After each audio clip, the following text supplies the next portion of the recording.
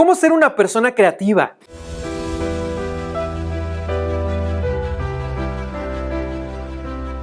Lo primero que tengo que decir cada vez que escucho este término me genera un conflicto importante de manera inmediata, porque yo no creo que la creatividad exista.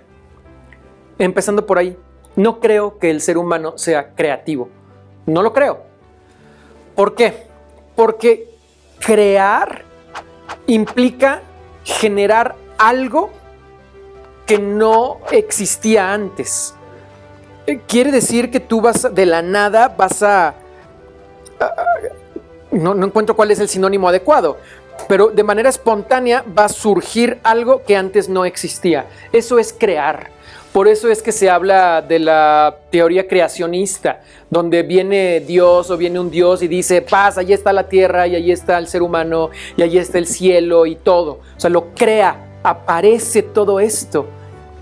El ser humano no puede hacer eso.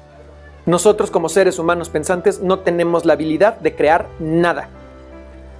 Lo que nosotros realmente hacemos, cómo funciona la mente humana, es que recibe información, recibe datos, recibe estímulos, colores, sensaciones, olores, todo a través de los 5 sentidos.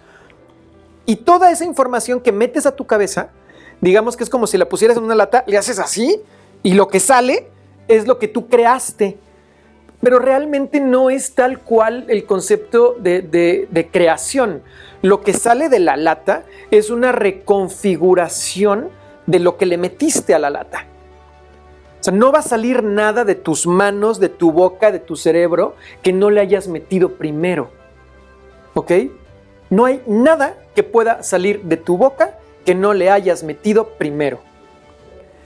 Entonces, un ser humano lo que hace para ser más creativo o lo que hace para poder tener la habilidad de construir o de reconstruir una realidad mejor es la forma en la que reorganiza los elementos que tiene adentro. Agarras diferentes elementos y todos estos elementos los acomodas de forma distinta, les das una mejor utilidad, una utilidad que probablemente ya existía, pero le das una mejor utilidad, lo haces más rápido, lo haces más eficiente, lo haces más barato, le haces alguna modificación sobre elementos previos. Y esa modificación sobre elementos previos es a lo que le llamamos creatividad. Si tú te pones a ver las áreas que se consideran las más creativas, te pones a pensar en músicos, en gente que danza, en artesanos, en escritores, en la persona que quieras de cualquier momento de la historia, todos tienen sus influencias. Todos, absolutamente todos. Tú puedes agarrar la historia de vida de cualquier artista y ver quiénes fueron las personas que influenciaron su desarrollo artístico, de dónde fueron agarrando pedazos. Y una vez que tienes el conocimiento de la línea del tiempo, de cómo se fue dando todo, puedes decir, por supuesto, tal persona hizo tal cosa porque agarró en tal año esto y en tal otro año esto y en tal año pasó tal cosa y reacomodó todo y surgió esta obra de arte. Por cómo se fueron dando los elementos. Ahora, si nosotros entendemos esto, cómo se va construyendo esta creatividad, entonces podemos, digamos, manufacturar el contexto adecuado para que suceda. ¿Cuál sería el primer paso o el paso más importante para que esto pudiera ocurrir? Primero que nada, tienes que exponerte a más cosas. Si quieres pintar, tienes que exponerte a muchos pintores. Si quieres ser un buen pintor, tienes que exponerte a una cantidad importante de pinturas. Tienes que exponerte a una cantidad importante de horas pintando. Tienes que ir y ver a otras personas pintando. Tienes que hablar con pintores. Tienes que entender y ver desde muchos ángulos todo lo que ha ocurrido con la pintura durante las últimas, las últimas décadas o los últimos cientos de años.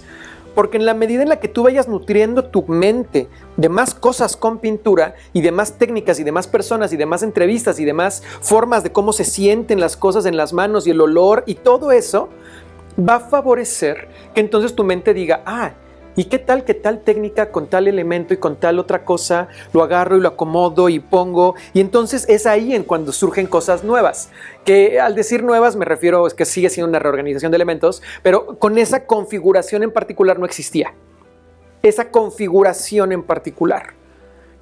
Es así como te puedes convertir en una persona más creativa. Una vez que ya sabes lo suficiente de un área, ¿y cuánto es lo suficiente? La pregunta obligada, 10,000 horas.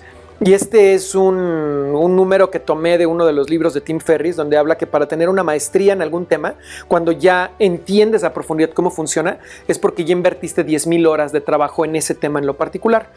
Así es que una vez que tú llegas a tener 10,000 horas invertidas en un tema, aumentas la creatividad de este tema cuando lo combinas con 10,000 horas de otro tema lateral.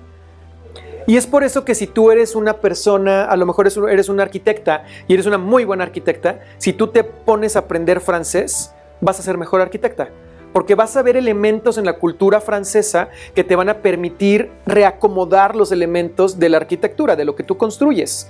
Y si de repente agarras y dices, ahora voy a aprender a tocar el saxofón, vas a ser una mejor arquitecta. Porque la manera en la que se estructuran las melodías y la manera en la que se va planteando el desarrollo musical va a poder ayudarte a reacomodar las figuras que tienes alrededor en un edificio o en una casa o en un espacio que estés diseñando. Son elementos nuevos que pones en la cajita o en la lata, que le das vueltas y sale algo bonito del otro lado. Así es que estos son algunos conceptos que te pueden ayudar a desarrollar tu creatividad. El otro concepto importantísimo que no quiero dejar a un lado es esta falacia de que la creatividad es desarreglada. De que la creatividad o de que el artista vive en un mundo desordenado. Esto no es cierto. Los artistas que son realmente exitosos, y me atrevería a decir las personas, hombres y mujeres, que somos realmente exitosos, es porque tenemos estructuras en el tiempo en el que trabajamos. Hay estructura. No es como que pues yo vengo y me acuesto y cuando me llegue la inspiración saco mi pincel. No, así no pasa. Tú sacas tu pincel, estés inspirado o no estés inspirado, y te pones a pintar, estés inspirado o no estés inspirado. Y resulta que la inspiración llega cuando estás pintando. La inspiración llega tal cual como estás pintando. Dentro de una de las clases de Masterclass, que por cierto os lo recomiendo, está muy bueno, el sitio web de Masterclass, estaba viendo uno que tiene que ver con escritura, porque estaba escribiendo un documento importante hace poco, y una de las recomendaciones que nos hacían es, cuando vayas a empezar a escribir, de la manera en la que tú eliminas el bloqueo del escritor, que no sabes qué poner en el papel, simplemente empieza a escribir frases de todo lo que hiciste en tu día desde que te despertaste. Me levanté a las 5 de la mañana. Caminé hacia el pasillo de mi cuarto y me serví un vaso con agua. Bajé por las escaleras y prendí la luz. Todo lo que pasa en tu día. No porque ese texto se vaya a convertir en tu obra maestra, sino porque escribir ese texto te empieza a poner en flow. Empiezas a entrar con palabras, y de repente una palabra conecta con algo. Y es lo que te decía, una idea conecta con otra, y de ahí te agarras y empieza a generarse esta bola de nieve, donde ahora sí estás creando bajo lo que ya platicamos. Es entonces la creatividad o la máxima creatividad un ejercicio también de disciplina. Es entonces la creatividad o la mayor creatividad un ejercicio de mayor disciplina. Si estás de acuerdo o en contra, me encantaría ver tus comentarios debajo de este video. Puedes dejarme uno y con mucho gusto lo voy a revisar para futuros videos. Te mando un fuerte abrazo. Estás aquí en Tu Mejor Persona.